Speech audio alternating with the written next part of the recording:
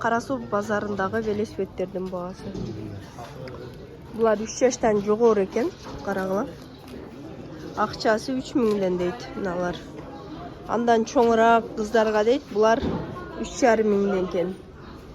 Мында артында мында да отургучтары бар экен булардын. Булар ой. Мына кыздардыкы 4 жаштан жогору дейм да? 4 жашка дейт. 4 жашка. 3 жашка кичине болуп калат булар, а? 3 жашка. 3 жаш балдарга тебе берет.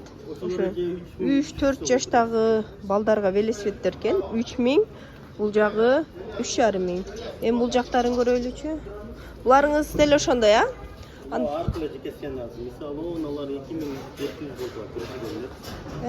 Мыналары бар 2900 сом.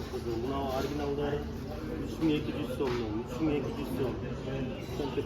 Качествосуна карап экен да. Мисалы, мыналар 3000 деген менен 2700гө берет экен. Булар 3100, 3500 ошондой болуп кете берет экен. Мыналар башкачараак экен, пышыгыраак экен. Мына бул велосипедтериңиз канчадан?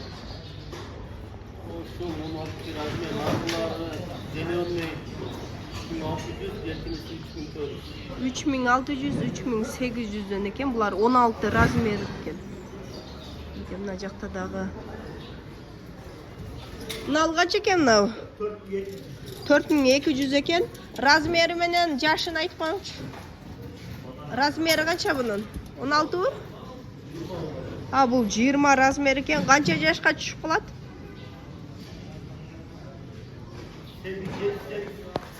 7-8 жашка экен. Размери 20, акчасы. Уктуңарда акчасын канча дедиңиз? 4200 экен кыздарга, мына балдарга экен, жанында эле ошондой эле бирдей эле болсо керек.